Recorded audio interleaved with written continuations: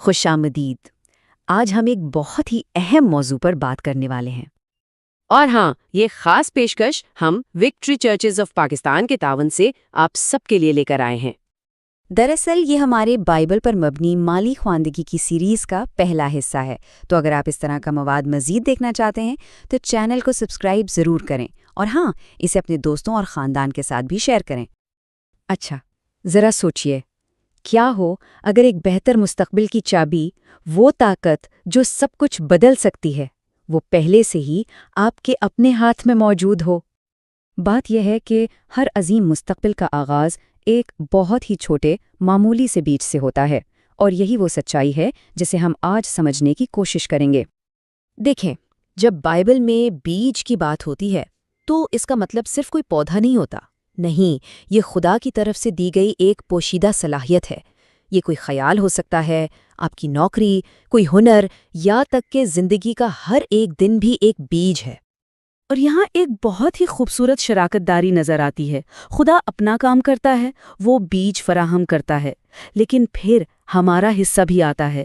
اسے بونا، اس کی دیکھ بھال کرنا، یہ ہماری ذمہ داری ہے۔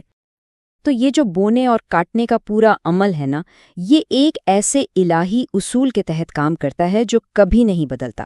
اسے کہتے ہیں فصل کا قانون۔ کلام مقدس اس اصول کو بالکل واضح طور پر بتاتا ہے۔ پیدائش کی کتاب میں لکھا ہے، جب تک زمین قائم ہے، بونے کا وقت اور کاٹنے کا وقت کبھی ختم نہ ہوں گے۔ یہ ایک ایسی الہی ترتیب ہے جسے بدلا نہیں جا سکتا۔ یہاں ترتیب بہت بہت اہم ہے۔ بونا ہمیشہ کاٹنے سے پہلے آتا ہے۔ اکثر لوگ فصل کے لیے تو دعا کرتے ہیں، لیکن بونے کے مرحلے کو نظر انداز کر دیتے ہیں۔ یاد رکھیں، بغیر بوئے کوئی فصل نہیں ہو سکتی۔ ہر بیج میں 3 گہری حقیقتیں چھپی ہوتی ہیں۔ پہلی، یہ ہمیشہ چھوٹا لگتا ہے، تو چھوٹی شروعات سے کبھی مت گھبرائیں۔ دوسری، اس کی زیادہ تر نشو نما خفیہ طور پر ہوتی ہے، جہاں کوئی نہیں دیکھ رہا ہوتا۔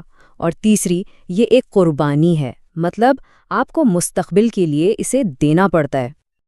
اب یہ جو انتخاب ہے نا، کہ بیج کو بویا جائے یا چھپا دیا جائے، اسے توڑوں کی تمثیل میں بہت خوبصورتی سے سمجھایا گیا ہے۔ اور یہ تمثیل ہم سے ایک بہت اہم سوال پوچھتی ہے کہ جب خدا ہمیں کوئی موقع یا صلاحیت دیتا ہے تو ہم کیا کرتے ہیں؟ کیا ہم اسے استعمال کرتے ہیں، یا پھر خوف کی وجہ سے اسے کہیں دفن کر دیتے ہیں؟ یہاں فرق بالکل صاف نظر آتا ہے۔ 2 نوکروں نے فوراً عمل کیا، انہوں نے محنت اور خطرے کو قبول کیا، لیکن جو تیسرا تھا، اس نے خوف کو خود پر حاوی ہونے دیا اور اپنی صلاحیت کو زمین میں گاڑ دیا۔ نتیجہ کیا نکلا؟ جنہوں نے بویا تھا وہ خود مختار رہنما بن گئے، جبکہ دوسرا، وہ ایک خوفزدہ نوکر ہی رہا۔ تو اس تمثیل کا سب سے بڑا سبق یہی ہے کہ حقیقی خود مختاری تب پیدا ہوتی ہے جب خوف پر عمل کو ترجیح دی جاتی ہے۔ یہ تب شروع ہوتی ہے جب ہم بہانے بنانا چھوڑ کر بونا شروع کرتے ہیں۔ اچھا، تو عملی طور پر یہ کیسے کیا جائے؟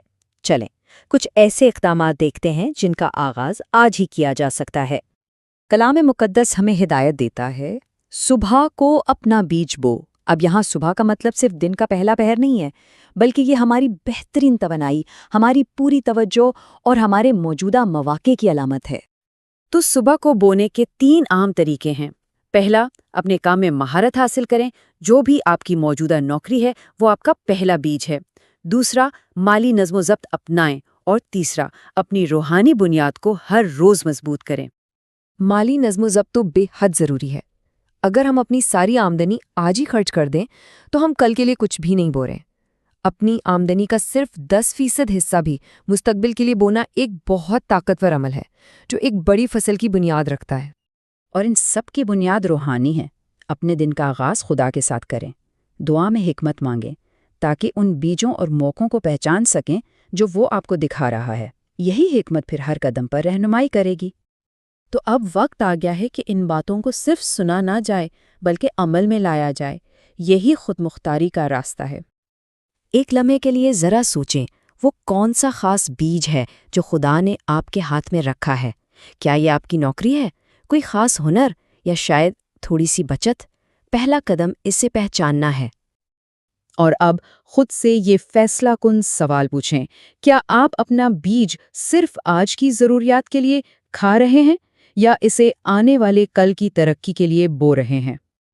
تو اس ہفتے کا چیلنج یہ ہے، ہر صبح شعوری طور پر کچھ نہ کچھ بوئیں، چاہے وہ کسی کے لیے ایک اچھا لفظ ہو، علم حاصل کرنے کے لیے دیا گیا کچھ وقت، یا بچایا ہوا 1 روپیہ۔